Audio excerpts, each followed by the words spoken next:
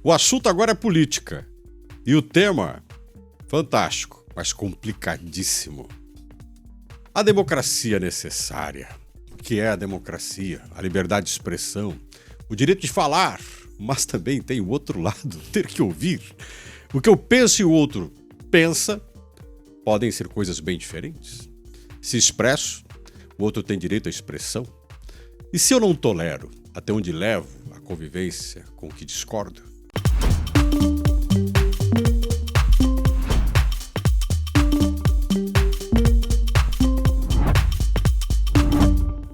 Tiago Valenciano, parceiro de sempre, estamos juntos, Tiago, para discutir um tema, no mínimo, complicado.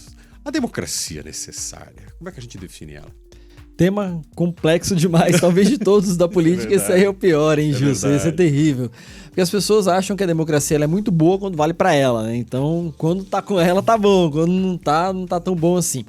Mas, assim, interessante a gente notar que nós temos dois aspectos em relação à democracia. A democracia direta e a democracia representativa. O que é a democracia direta? É quando a gente escolhe os nossos rumos diretamente a partir de um grupo de pessoas. Então, eu tenho lá 30, 40 pessoas para decidir se eu vou pintar ou não a quadra do meu condomínio. Democracia direta, a gente vai lá e decide isso e decide todas as demandas diretamente com o nosso grupo de condôminos. Essa é a democracia direta, ponto.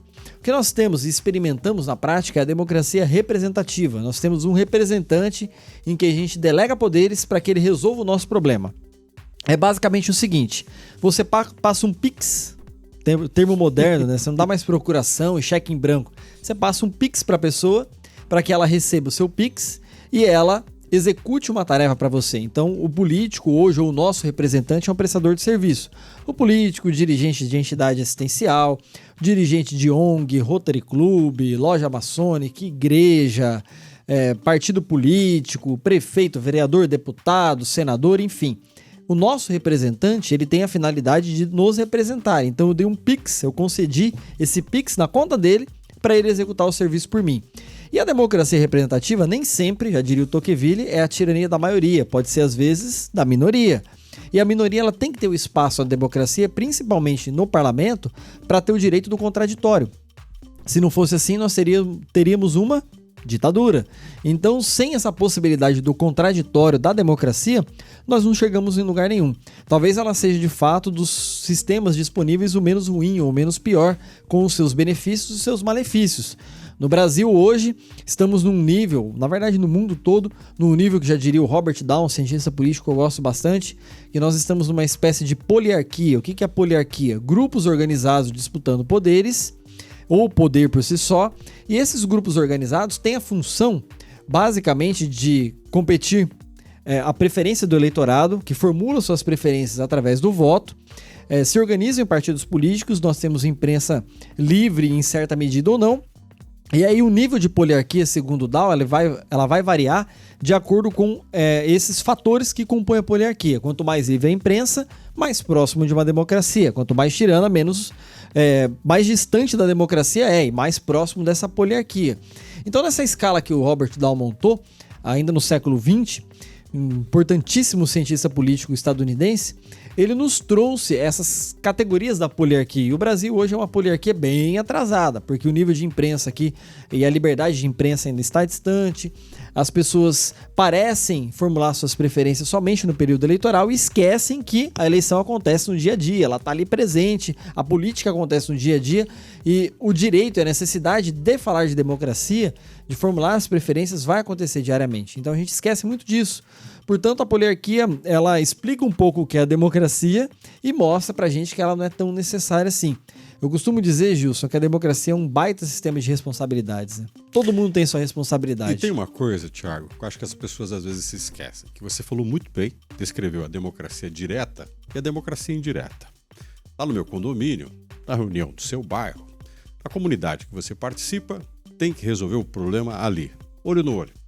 O vizinho chato que você não gosta, e que às vezes quer a escolha da cor do prédio que você acha horrível, mas enfim, convença a maioria de que a cor é horrível só para ele, ou que os outros também acham lindo o que você detesta.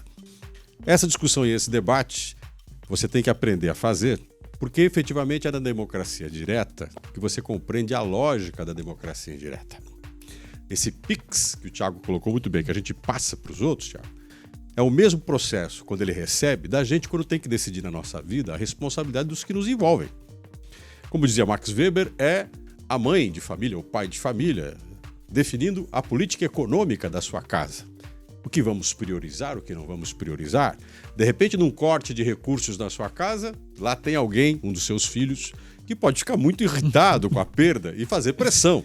Ele faz política, como vários setores fazem, querendo o seu orçamento, na busca de poder ter o dinheiro necessário para o que desejam. Mas quem faz a política econômica da casa, o esposo ou a esposa, estão construindo possibilidades de futuro ou atendendo interesses imediatos.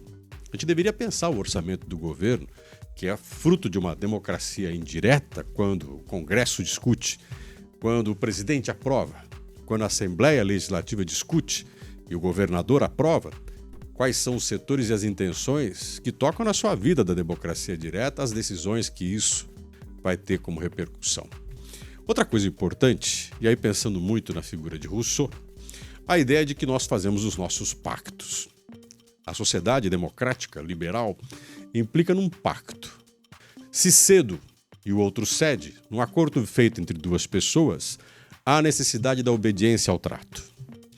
Pensando em Locke, Congresso Nacional, Poder Legislativo, Parlamento, mais importante dos órgãos representativos da democracia indireta, aquele que representa o setor agrário, o setor industrial, o setor educacional, os setores de manifestações sociais e culturais. Ele vai carregar consigo a força e da pressão que os setores exercem sobre ele e para ele. Então, quando você manda seu PIX, pensando no voto, né, Thiago? Tem lá, o voto. Efetivamente, o voto em si não funciona se não houver uma pressão organizada dos grupos que se representa para que possam garantir que o seu representante, na democracia indireta, venha defender os interesses dos grupos que você representa. Aquela história, meu caro. Delegar não te isenta de se responsabilizar pelo que você delega. Em algumas cidades suíças, existe uma democracia direta para decidir as coisas do município. Você reúne a moçada na praça e vamos discutir os problemas. Na Grécia Antiga, efetivamente, o que você tinha era a reunião do cidadão grego num grande congresso, num grande conselho e a decisão feita diretamente sobre as grandes questões que envolviam cidades como Atenas.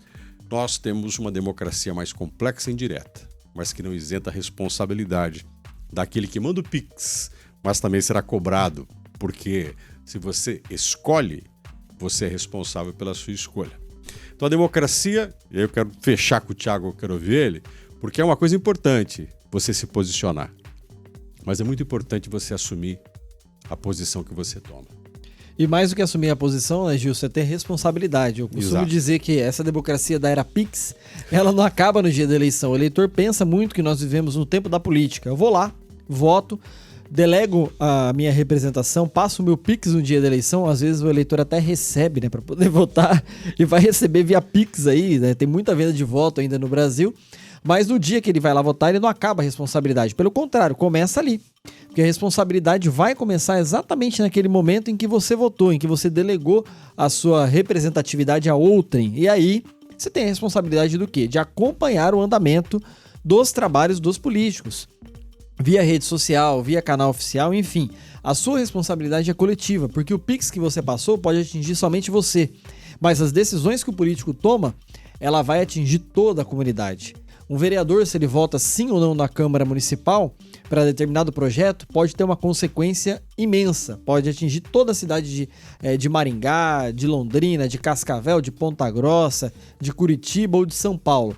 Então, a pequena decisão e o pequeno voto que ele confere atinge toda a população. Por isso que é importante a gente ficar de olho, acompanhar aquilo que acontece na política, mas mais do que tudo, saber que na consciência que nós temos, a responsabilidade democrática nossa começa no dia que acaba a apuração das urnas. Ela começa todos os dias, todo dia que a gente acorda, a gente tem a responsabilidade de acompanhar o andamento da democracia no nosso país. Então essa responsabilidade é pesada, ela é complicada, e se às vezes a pessoa fica ali perdendo um tempinho com rede social, ou em coisas que não vai dar em nada, ou acompanhando programas que não vão te levar a nada, reserva aí 3 minutinhos do seu dia para acompanhar o que acontece nos bastidores da política da sua cidade. Tenho certeza que você vai entender bastante e tenho certeza também que você vai compreender ainda mais essa engrenagem complicada democrática e da política também, Gilson. E você gostou dessa conversa que eu tive com o Thiago? O assunto agora é política sobre democracia direta e indireta? Participe, deixa seu comentário e sua opinião. O que você acha da democracia? E você pode entrar em contato comigo e com o Thiago. Thiago? Comigo lá no Instagram, @Thiago Valenciano, no site também, thiagovalenciano.com.br, enfim, estamos em várias redes sociais, mas em geral, mais site, mais Instagram no momento. Exato, você pode entrar no Instagram, no meu Instagram, Gilson Costa Aguiar, que o endereço do Facebook é o mesmo, Gilson Costa Aguiar. No Twitter, /Gilson Aguiar. Até o nosso próximo encontro, porque aqui o assunto agora é política.